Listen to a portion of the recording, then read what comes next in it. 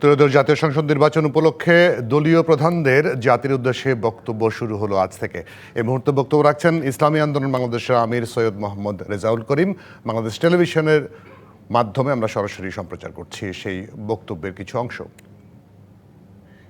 নেতৃবৃন্দর সমন্বয়ে গঠিত একটি প্ল্যাটফর্ম প্রতিষ্ঠার পর থেকে সকল রাজনৈতিক আন্দোলনে আমরা ছিলাম সম্মুখ সারির দল।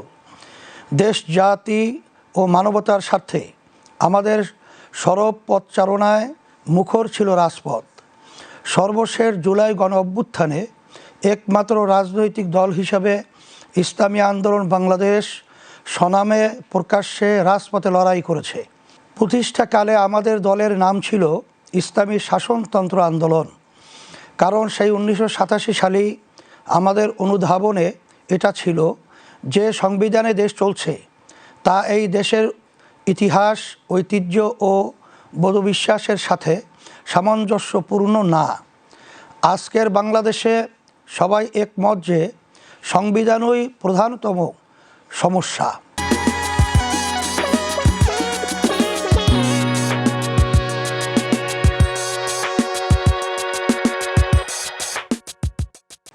জুলাই গণ অভ্যুত্থানের মধ্য দিয়ে আমরা সংবিধান সংস্কার সহ রাষ্ট্রের সামগ্রিক সংস্কার করার একটি সুযোগ পেয়েছি। সেই সুযোগে বাস্তবে পরিণত করার জন্য আগামী 12 তারিখের নির্বাচন তাৎপর্যপূর্ণ। আপনার একটি ভোট মহান স্বাধীনতা ও 24 জুলাই এর প্রত্যাশাকে বাস্তবায়িত করতে সহায়তা করবে ইনশাআল্লাহ।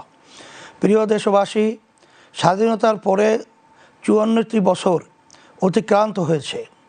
এক সাগর রক্ত উৎসর্গ করার পরেও আমরা কাঙ্ক্ষিত সাম্য, মানবিক মর্যাদা ও সামাজিক ন্যায় বিচার পাই নাই। আর্থিক সমৃদ্ধি আসে নাই, নিরাপত্তা নিশ্চিত হয় নাই, বরং দারিদ্রতা, সন্ত্রাস, রাজনৈতিক হানাহানি, অবিচার